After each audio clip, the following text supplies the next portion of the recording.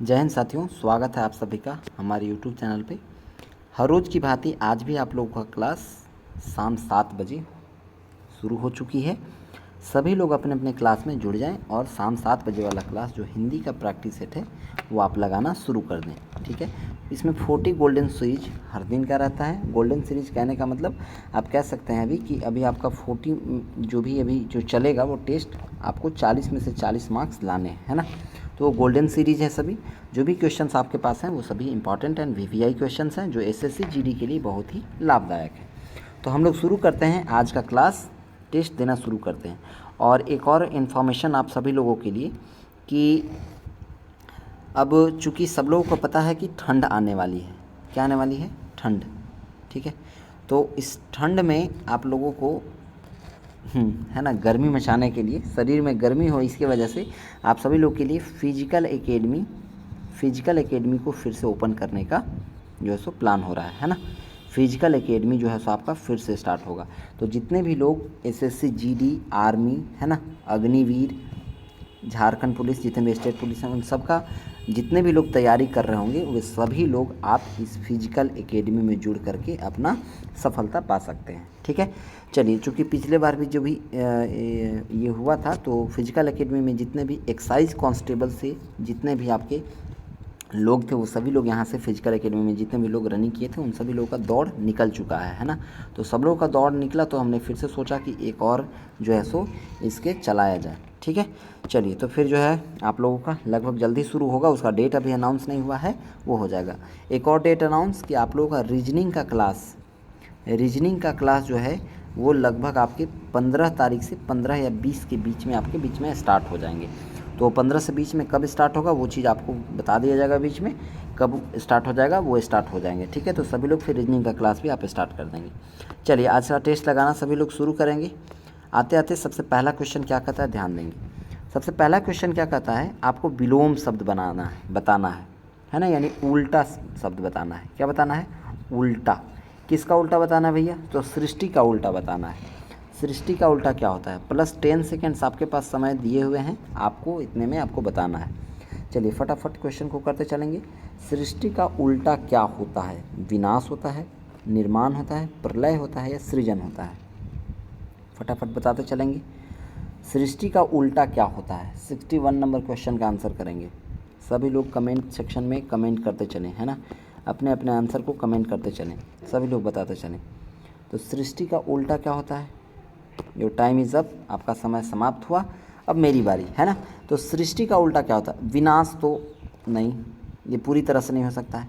निर्माण भी नहीं, है ना। सृजन मीन्स शुरुआत करना या फिर पालनहार ऐसे कहते हैं। तो प्रलय, सृष्टि का उल्टा क्या हो जाएगा? प्रलय। Option number C is the right answer. Next question, अगले क्वेश्चन की ओर बढ़ते हैं। 62 नंबर क्वेश्चन क्या कहता है? ध्यान दें ज़रा, सभी लोग ध्यान दीजिए। क्या कहता है 62 नंबर? जल्दी जल्दी बताते चलें सब। कहता है कौन सा वाक्य शुद्ध है? ये 4 वाक्य दिए हुए हैं आपके पास, इसमें आपको बताना है कि शुद्ध वाक्य कौन सा है। शुद्ध मतलब सही वाक्य कौन सा है, सही जो लिखा हुआ है वो कौन सा है, बताइए ज़रा फटाफट। रागिनी अपने आप चली गई, रागिनी खुद से चली गई, रागिनी अपने से ही चली गई या रागिनी आपके पास चली गई? बताइए चारों में कौन सा सही होगा? फटाफट बताइए चारों में कौन सा में आप लोग कलर फील करेंगे, जल्दी जल्दी बताते चलिए। शुद्ध क्या है भाई?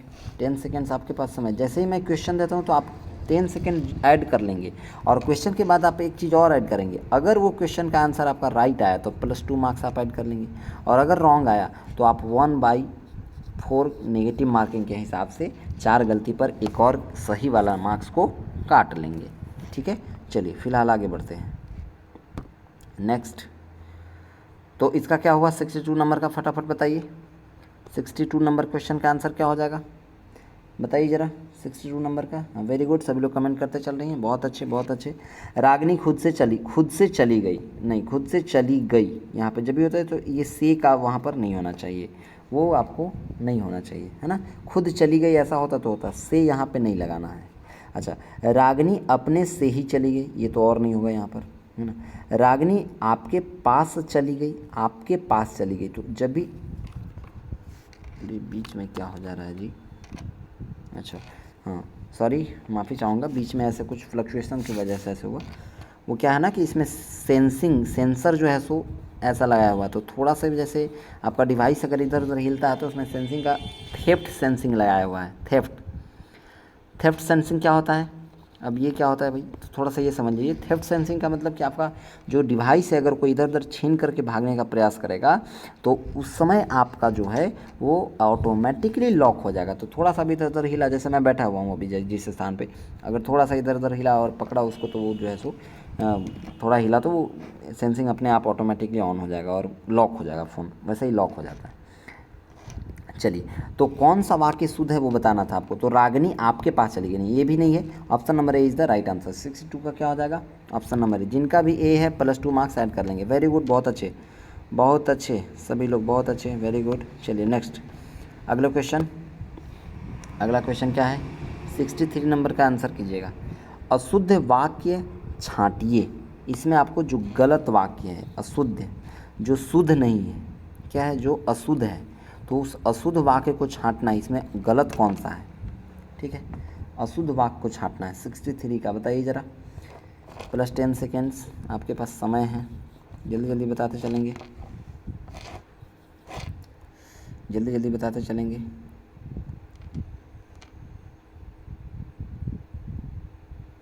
चलिए, तो टाइम इज़ अप। अब शुरू करते हैं हम, है ना। तो अशुद्ध वाक्य छांटना है। इसके बाद क्या हुआ?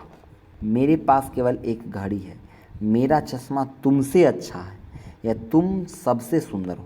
तो तुम सबसे सुंदर हो, ये तो सही है भाई। अच्छा, मेरा चश्मा तुमसे अच्छा है, नहीं नहीं नहीं, मेरा चश्मा तुमसे अच्छा है, ये नहीं होना चाहिए। तुमसे अच्छा, जब भी ऐसा हो तो मेरा और यहाँ तुम ऐसे नहीं लगता है।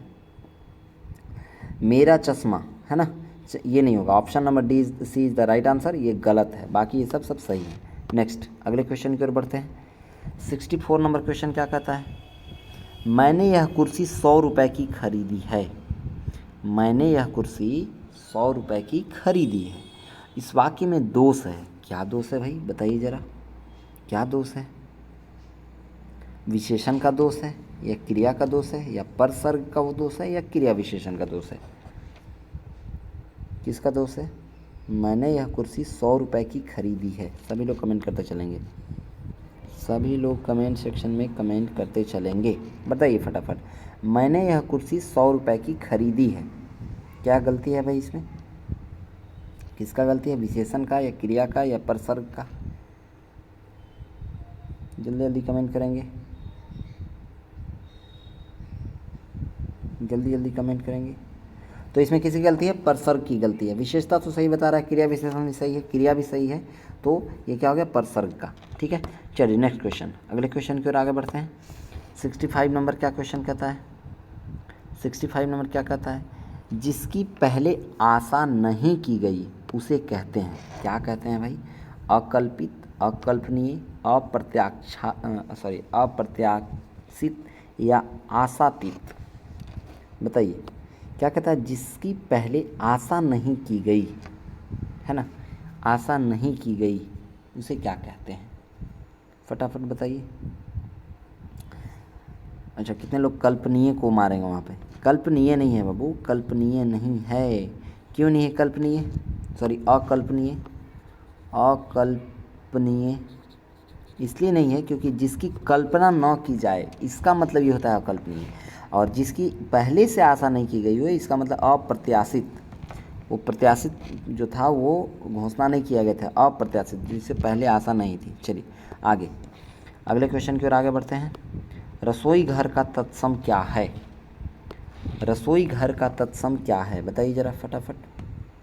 रसोई घर का तत्सम क्या है? आज मैंने ऑफलाइन में तत्सम क्या होता है वो पढ़ा दिया है आप लोगों को। हमने ऑफलाइन क्लास में तत्सम किसे कहते हैं वो हमने पढ़ा दिया है। जिन्हें पता होगा सभी लोग आंसर करेंगे, नहीं पता होगा तो मैं बताऊंगा ही, लेकिन सभी लोग फटाफट आंसर करेंगे। रसोई शब्द का तत्सम क्या है? बताइए ज़रा, रसोई शब्द का तत्सम क्या है? रुक्षिता तो होता नहीं है, रुक्षिता रक्ति का रक्त का होता है वहाँ पर। रसोई नहीं होगा, रसोई नहीं होगा, रसवती हो जाएगा। क्या हो जाएगा? रसवती। Option number D is the right answer. Next, 67 number question. 67 number यानी 67 नंबर क्या कहता है? अस्थि का तद्भव शब्द क्या है? तद्भव, अस्थि का तद्भव शब्द क्या है ये बताना है आपको। अस्थि का तद्भव रूप क्या है ये बताना है, फटाफट बताते चलिए। हड्डी, असी, अस्थ या हस्ती। हस्ती तो औकात क्या हो गया, अस तो होगा नहीं, असी भी नहीं होगा, हड्डी हो जाएगा। अस्थि का तद्भव रूप हड्डी होता है। अस्थि को और किस रूप में कह सकते हैं वहाँ पर, हड्डी। चलिए तद्भव रूप उसका हड्डी हो जाएगा। नेक्स्ट अगले क्वेश्चन की ओर आगे बढ़ेंगे। 68 नंबर क्वेश्चन क्या कहता है, अर्थ की दृष्टि से निम्न में कौन क्रिया विशेषण का भेद नहीं है। आज बहुत सारा ग्रामर से क्वेश्चन पूछ रहा है, आज बहुत सारा ग्रामर से क्वेश्चन मैं लेकर के आया हूँ। ध्यान रहे वहाँ पर टेस्ट सीरीज में, इस प्रैक्टिस सेट में ग्रामर का क्वेश्चन बहुत ज़्यादा है, तो आप लोग ध्यान रखें कि इसमें से जिसको अच्छे से आएगा वो अच्छे से करेंगे, है ना। चलिए नेक्स्ट, तो अर्थ की दृष्टि से निम्न में कौन क्रिया विशेषण का भेद नहीं है। स्थानवाचक, कालवाचक, परिणामवाचक, परिमाणवाचक या साधारण।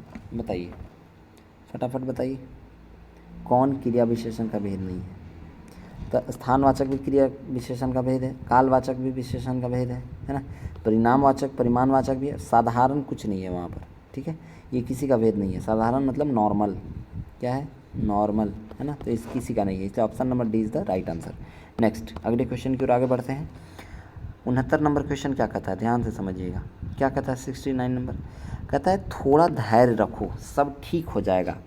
इस वाक्य में किस प्रकार की क्रिया विशेषण है, बताइए किस प्रकार की क्रिया विशेषण है, मतलब उसकी क्रिया किसी कैसी विशेषता बता रही है। यौगिक, साधारण, परिमाणवाचक या स्थानीय। जल्दी जल्दी आंसर करेंगे सभी लोग, जल्दी जल्दी में आंसर करेंगे। थोड़ा धैर्य रखो, जब भी किसी चीज़ को संतावना दिया जाता है तो परिमाणवाचक के अंतर्गत आता है वो। तो option number C is the right answer. Next question, very good, बहुत अच्छे। जिनका भी अच्छा ये सी है वो +2 मार्क्स ऐड कर लेंगे, ठीक है। चलिए नेक्स्ट क्वेश्चन फिर आगे बढ़ते हैं। अगला 70 नंबर क्वेश्चन क्या कहता है, ध्यान से समझिएगा। 70 नंबर क्वेश्चन क्या कहता है, इसमें भी आपको बताना है कि चिड़िया आकाश में उड़ रही है। वाक्य में उड़ जो है वो क्रिया किस प्रकार की है, सकर्मक क्रिया, अकर्मक, यौगिक या संयोजक। फटाफट बताते चलिए, सभी लोग आंसर फटाफट करेंगे, सभी लोग आंसर। जिसको सकर्मक क्रिया, है ना, जिसको अकर्मक क्रिया ये सब पता होगा, जिसे यौगिक, है ना, यौगिक, संयोजक, वही ना ये सब बता पाएगा जी। तो आपको ये सब पहले पढ़ना पड़ेगा बाबू। आप पढ़ने के लिए आप ऑफलाइन क्लास में आके जुड़ सकते हैं। ऑनलाइन भी मैं इस चीज़ को पढ़ाऊंगा, लेकिन ये लेट से, अभी प्रैक्टिस सेट चल रहा है तो सभी लोग प्रैक्टिस करेंगे। आप इसको घर पे अच्छे से पढ़ सकती हैं, घर पे भी आप अच्छे से पढ़ सकते हैं सभी लोग, कोई दिक्कत नहीं है ना। चलिए तो बताइए तो ज़रा फटाफट, उड़ क्रिया किस प्रकार की है, किस प्रकार की क्रिया है। उड़ क्रिया जो है किस प्रकार की क्रिया है, फटाफट बताइए। वेरी गुड, अकर्मक। Option number B is the right answer. चलिए नेक्स्ट क्वेश्चन, अगले क्वेश्चन की ओर ऐड करेंगे। जिनका सही था +2 मार्क्स ऐड कर लेंगे, है ना। अगले क्वेश्चन की ओर आगे बढ़ते हैं। 71 नंबर क्वेश्चन क्या कहता है, ध्यान से समझिएगा सभी लोग। क्या कहता है, कहता है शांति शब्द का समानार्थी नहीं है। शांति शब्द का समानार्थी नहीं है, मतलब कहना चाह रहा है कि इनमें से शांति शब्द का समान अर्थ वाला शब्द कौन नहीं है, इससे बराबर वाला कौन नहीं है ना, ये आपको बताना है। चुप्पी, मौन, नीरवता या आकाश। फटाफट बताइए। तो ऐसे भी लग रहा है चुप्पी मतलब शांति हो सकता है, तो ये तो ठीक है भाई। मौन मतलब शांति होता है, ये भी ठीक है। नीरवता मतलब ये शांति ही होता है। आकाश का मतलब आसमान होता है, बादल, आसमान, जो कि शांति के साथ तनिक भी जुड़ा हुआ नहीं लग रहा है, इसलिए option number D is the right answer. Very good, सभी लोग आंसर कर रहे हैं, बहुत अच्छे। चलिए 72 नंबर क्वेश्चन की ओर आगे बढ़ते हैं। आज थोड़ा फास्ट चल रहा हूँ ना मैम, आज थोड़ा फास्ट चल रहा हूँ ना मैम। चलिए कोई बात नहीं, फास्ट चल रहा हूँ तो आप लोग को भी फास्ट चलना है। फास्ट आप लोग के लिए ही सोच समझ के चल रहा हूँ मैं। अब तो आप इतने फास्ट चल सकते हैं, जितना इतना प्रैक्टिस सेट देने के बाद आप लोगों को तो एक प्रैक्टिस तो होएगा। प्रैक्टिस सेट का मतलब क्या, प्रैक्टिस का मतलब क्या, अभ्यास। आप अभ्यास करते चल रहे हैं, तो अभ्यास डेली क्या होता है, अभ्यास आदमी को निखारता ही तो है, ये निखारता ही तो है ना। प्रतिदिन आप निखर ही तो रहे हैं, कम थोड़ी हो रहे हैं, आप निखर रहे हैं। तो धीरे धीरे आपको अपनी एनर्जी को बूस्ट करके आगे बढ़ाना है और आपको जल्दी आगे बढ़ जाना है और जल्दी सिलेक्शन ले लेना है। चलिए 72 नंबर क्वेश्चन का क्या कहता है, निम्न में से किस वर्ग में सभी शब्द पर्याय नहीं हैं। इस कहता है कि जो भी यहाँ पर ऑप्शन दिए हुए हैं, ध्यान से समझिएगा सब लोग, इसमें से वो कौन सा शब्द है चारों ऑप्शन में से जो एक दूसरे का पर्यायवाची शब्द नहीं है।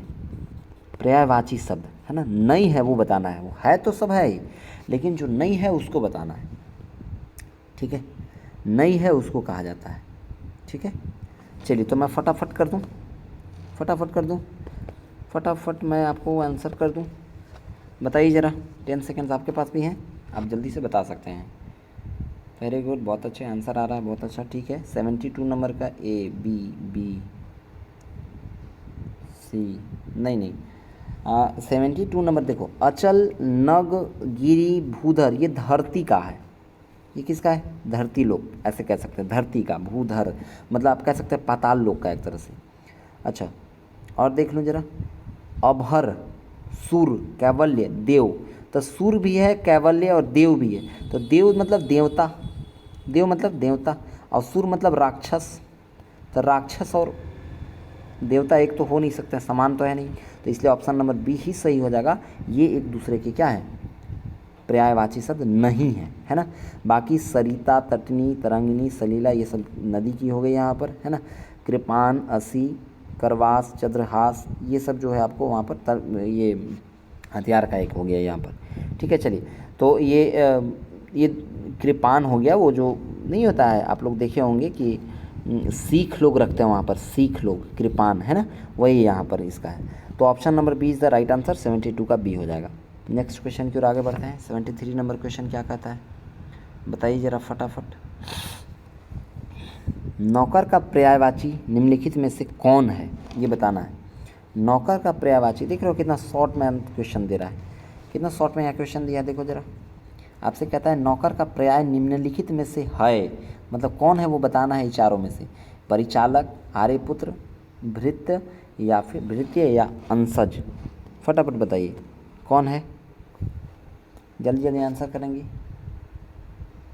73 नंबर का आंसर क्या हो जाएगा, 73 नंबर का आंसर क्या हो जाएगा।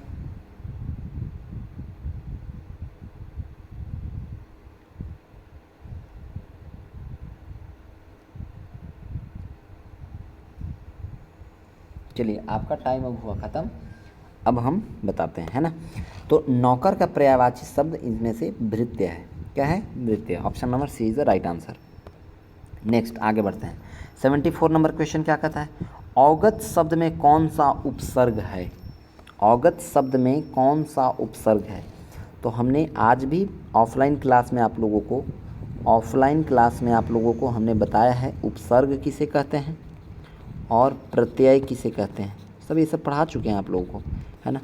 हमने बताया क्या है आप लोगों को, किसी भी वाक्य के या किसी भी शब्द के, वाक्य नहीं सॉरी शब्द के, कहाँ, तो किसी भी शब्द के पहले लगकर, अगर पहले लग गया उसमें और पहले लगकर उसका अर्थ बदल दे तो वो क्या कहलाता है, उपसर्ग कहलाता है। लेकिन प्रत्यय किसे कहते हैं, तो प्रत्यय का अर्थ ये हुआ कि ये वाक्य के किसी भी शब्द के अंत में, कहाँ लग करके बाबू, अंत में लग करके उसका क्या बदल देगा, अर्थ बदल दे, तो वो क्या कहलाता है, प्रत्यय कहलाता है ना। तो इस तरह से आप लोगों को याद होना चाहिए, पता होना चाहिए। चलिए फिलहाल हम लोग आगे बढ़ते हैं। अवगत, अवगत का आपको शब्द जो दिया हुआ है, इसमें कौन सा उपसर्ग है, अ, औ या आ या अभी, बताइए ज़रा फटाफट। तो अभी तो पहले से ही गलत है भाई, अभी तो पहले से ही गलत है, अभी तो है ही नहीं, कहीं भ का कहीं जिक्र ही नहीं है, तो अभी तो ऐसे भी नहीं होगा। ये क्या कर रहे हैं यहाँ पर, ये ख़त्म है। अच्छा अब ये बताइए, अ, एक ये अ तो है लेकिन एक एक अक्षर के साथ जुड़ करके, और ये अब यह आ, तो आ तो होगा नहीं, अवगत थोड़ी है, अवगत है। तो इसमें क्या पहले लग रहा है, औ लग रहा है, एक अ जो है ये हो गया ये, और व अवगत। तो अवगत जो हो गया उसमें उपसर्ग क्या हो गया, औ, जो ये वाक्य की अवगत, अवगत मतलब ये जो है इस शब्द के पहले लग करके इसका अर्थ बदल दे रहा है। खाली गत रहता तो या खाली औ रहता तो उसका एक अलग मीनिंग, वो मीनिंग ही नहीं है, मीनिंगलेस है। अवगत ये पहले लग करके क्या कर दे रहा है, इसके मीनिंग्स को बदल दे रहा है, वही कहलाता है उपसर्ग। चलिए फिलहाल हम लोग आगे बढ़ते हैं। जिनका भी ये सही होगा +2 मार्क्स आप ऐड कर लेंगे। और लास्ट में आप 40 में से कितना मार्क्स आपका आया है ये आप ज़रूर बताएंगे, ध्यान रहे। चलिए 74 हो गया, 75 नंबर की ओर आगे बढ़ते हैं। ये क्या कहता है, निम्नलिखित में से शुद्ध वर्तनी कौन सी है, बताइए ज़रा। शुद्ध वर्तनी चतुरंगिनी, चतुर्गिनी या चतुरंगिनी या चतुरंगिनी, कौन सा सही है। वर्तनी मतलब जो शब्द लिखे हुए हैं यहाँ पर, ये कौन सा सही है ये बताना है। कैसे सही लिखाता है, ठीक है, कैसे सही लिखाता है। आपके पास 5 सेकेंड का टाइम है, जल्दी जल्दी बताइए। You have to 5 second. चलिए सभी लोग आंसर कर रहे हैं, वेरी गुड, बहुत अच्छे। हाँ बाबू, नहीं ये तो नहीं, ये तो चतुर्गिनी है, ये चतुर्गिनी, चतुरंगिनी बोल रहा है वहाँ पे, तो चतुरंगिनी तो फर्स्ट ही सही है यहाँ पर। चतुरंगिनी ऐसा ही होता है, चतुरंगिनी ऐसा ही होता है ना, चतुरंगिनी ऐसे ही होता है, चतुरंगिनी नहीं होता है, चतुरंगिनी नहीं होता है, चतुरंगिनी नहीं होता है। तो option number A is the right answer. चलिए नेक्स्ट, जिनका भी ये आया होगा +2 मार्क्स आप ऐड कर लेंगे, वेरी गुड, बहुत अच्छे, अच्छा स्कोर कर रहे हैं आप लोग। चलिए देखते हैं किनका कितना रहता है लास्ट में। ये आपका फिर से पूछ रहा है पढ़ना, पढ़ना शब्द में बता दीजिए प्रत्यय क्या है भाई, प्रत्यय कौन सा है इसमें से। चारों ऑप्शन में आपको बताना है कि पढ़ना में प्रत्यय कौन सा है, फटाफट बताइए। ना या अना या मना या का, तो का तो पहले ही ख़त्म है, प्रत्यय का तो बात ही नहीं है यहाँ पर, का कोई बोध ही नहीं है, तो का तो होगा नहीं। एक तो मैं काट दिया हूँ, 3 में आप बता दीजिए ज़रा, फटाफट बता दीजिए, फटाफट बता दीजिए। कई लोग ना मार रहे हैं, ना तो ऐसे भी नहीं होगा, एक ये शब्द नहीं, वो क्या कह रहा है, वैसा शब्द जो अंत में लग करके उसका अर्थ बदल दे, अंत में लग करके बदल दे, तो ना तो नहीं होगा। ना में अ का भी बोध रहा है, ये भी ध्यान रहे। चलिए मना, मना भी नहीं होगा, option number B is the right answer. क्यों, क्योंकि पढ़ना, पढ़ना है ना, पढ़ना मतलब पढ़ प्लस अना, पढ़ना है ना, पढ़ना, ठीक है। तो ऐसे करके यहाँ पर होगा, तो पढ़ना, अना इज़ द राइट आंसर। चलिए नेक्स्ट अगले क्वेश्चन की ओर बढ़ते हैं। अगला क्वेश्चन क्या कहता है, दानवीर शब्द में कौन सा समास है, दानवीर शब्द में कौन सा समास है, बताइए ज़रा फटाफट। दानवीर शब्द में कौन सा समास है, 77 नंबर का क्वेश्चन का आंसर करेंगे। आपके पास मात्र 5 सेकेंड्स, 5 सेकेंड का समय है, जल्दी जल्दी बताएं। दानवीर शब्द में समास बताना है, कौन सा समास है बताइए ज़रा। चलिए टाइम इज़ अप। दानवीर शब्द में जो है वो तत्पुरुष समास है। कौन सा समास है, तत्पुरुष समास। तो जो भी लोग समास पढ़े हों उनसे सवाल बन गया, जो नहीं पढ़े हों आप घर पे पढ़ लीजिएगा, अन्यथा आप ऑफलाइन क्लास ज्वाइन करके यहाँ पर आप पढ़ सकते हैं the vision GS research centre में। चलिए नेक्स्ट आगे बढ़ते हैं 78 नंबर क्वेश्चन की ओर। 78 नंबर क्वेश्चन की ओर क्या कहता है, नाविक का संधि विच्छेद क्या है। नाविक का संधि विच्छेद मतलब प्लस वाला, इधर कुछ और इधर कुछ और है ना, यहाँ बीच में प्लस रहेगा, तो बताना है आपको कि नाविक का संधि विच्छेद क्या है, मतलब कौन कौन सा शब्द जुड़ करके, वर्ण जुड़ करके और नाविक बनाता है, बताइए ज़रा फटाफट बताते चलिए। आपके पास 5 सेकेंड का टाइम है, फिर से 5 सेकेंड में आपको आंसर करना है, जल्दी जल्दी करते चलेंगे सभी लोग। नाविक का संधि विच्छेद क्या है, वेरी गुड, बहुत अच्छे, कमेंट करते चलिए फटाफट। चलिए तो नाविक का क्या है भाई बताओ ज़रा। नाविक शब्द का संधि विच्छेद नौ प्लस इक है, मतलब इक जो है वो क्या कहलाया, प्रत्यय कहलाया। क्या कहलाया बाबू, प्रत्यय। अब आप कहेंगे सर ये इक, हाँ तो ये इक जो है यही अंत में, मतलब नाविक के जो नौ है उसमें इक लग करके क्या बना दे रहा है, नाविक, मतलब जो इक है यही इसके अर्थ को बदल दे रहा है लास्ट में लग के, इसीलिए ये प्रत्यय कहलाएगा। और 9 प्लस इक मिला देंगे तो ये इसका संधि विच्छेद हो जाएगा, वही कहला जाएगा नाविक, ठीक है। तो option number A is the right answer. ये तीनों गलत हैं बाबू। चलिए नेक्स्ट अगले क्वेश्चन की ओर बढ़ते हैं। सेकेंड लास्ट नंबर क्वेश्चन है, क्या कहता है, अग्नि परीक्षा देना का अर्थ क्या होता है, बताइए ज़रा। मुहावरा है अग्नि परीक्षा देना। जैसे कहते हैं ना, सीता जो है, माता सीता जो हैं वो लंका में अग्नि परीक्षा दिए। लंका में क्या दिए थे, अग्नि परीक्षा दिए, है ना, अग्नि परीक्षा दिए। ठीक है, चलिए तो बताइए ज़रा फटाफट, अग्नि परीक्षा देना, अग्नि परीक्षा देना का अर्थ क्या होता है, इसका अर्थ बताइए, जल्दी जल्दी बताइए सभी लोग। चलिए, टाइम इज़ अप। अंगारों पर चलकर दिखाना, साहसपूर्वक सामना करना, कठोर तप करना, या फिर कठिन परिस्थिति में पड़ना, बताइए ज़रा। तो माता सीता जो थी वो जब अग्नि परीक्षा दी थी, अग्नि परीक्षा जब दी थी तो वो क्या था, उनका एक बहुत ही कठिन परिस्थिति था, बहुत ही कठोर परिस्थिति था। इस तरह का परिस्थिति था कि मैंने तो कोई गलती किया ही नहीं है भाई, और मुझे इन 2-4 तुच्छ लोगों की वजह से मुझे इस ऐसे समाज के लोगों की वजह से मुझे खुद से अग्नि परीक्षा देना पड़ रहा है। क्या देना पड़ रहा है, अग्नि परीक्षा देना पड़ रहा है ना। तो कठिन परिस्थिति में पड़ना अग्नि परीक्षा देना का सही मतलब हुआ। ठीक है, चलिए नेक्स्ट आगे अगले क्वेश्चन की ओर बढ़ेंगे, एंड ये लास्ट नंबर क्वेश्चन है।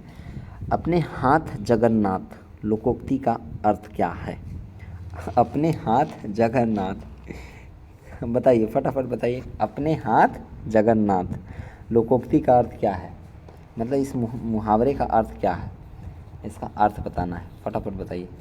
अपने हाथ जगन्नाथ का मतलब क्या होता है, +5 सेकेंड्स आपके पास टाइम है, जल्दी जल्दी बताइए। अपना कार्य स्वयं करना, जगन्नाथ की यात्रा करना, अपने हाथों से काम करना, या मंदिर में पूजा करना, जल्दी जल्दी बताइए। 80 नंबर क्वेश्चन का क्या होगा, तो मंदिर में पूजा करना तो नहीं होगा भाई, अपने हाथों से काम करना ये भी नहीं होगा, जगन्नाथ की यात्रा करना ये भी नहीं होगा, अपना कार्य स्वयं करना, खुद का कार्य अगर आप स्वयं कर रहे हैं तो इसका मतलब आप क्या कर रहे हैं, अपने हाथ जगन्नाथ कर रहे हैं। ठीक है, चलिए, है ना, कई लोग कहते भी हैं अपने कुछ काम करने समय कि अपना हाथ जगन्नाथ, है ना, जो भी है सब भाई अपने से कर लेंगे, किसी को कुछ बताना नहीं है, नहीं कहना है। चलिए फिलहाल ये हो गया ख़त्म।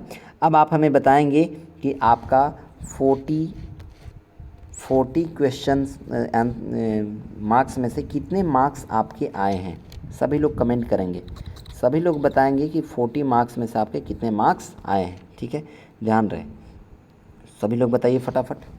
और हाँ, ध्यान रहे सभी लोग कि जितने भी लोग क्लास में जुड़ते हैं आप लोग सभी लोग शेयर कर दें सेशन को, लाइक करें, और जो भी आपका आंसर रहता है उसको कमेंट करके ज़रूर बताओ। जो भी कहीं दिक्कत भी रहता है उसे भी आप कमेंट करके बता सकते हैं कि क्या दिक्कत है, मैं उसे का ज़रूर आपको जवाब दूंगा बाबू, ज़रूर उसका सॉल्यूशन आपको बताऊंगा। ठीक है, बाकी सभी लोग शेयर कर दें, जो भी लोग चैनल पर नए होंगे वे सभी लोग चैनल को सब्सक्राइब कर लेंगे, है ना, सब्सक्राइब कर लेंगे। ठीक है, चलिए तो फिलहाल फिर से मिलेंगे हम नेक्स्ट क्लास में अगले दिन आप सभी लोगों के साथ इसी टेस्ट सीरीज को लेकर के, और आप सभी लोगों के साथ प्रैक्टिस सेट लगाना शुरू करेंगे। ठीक है, तो ये प्रैक्टिस सेट नंबर 6 था जो आप लोगों ने देख लिया। इस प्रैक्टिस सेट नंबर 6 को हम लोग ख़त्म कर लिया हम लोगों ने। अब कल अगले क्लास में जब मिलेंगे तो 7 नंबर यहाँ होगा। ठीक है, और 7 नंबर हम लोग प्रैक्टिस सेट लगाएंगे।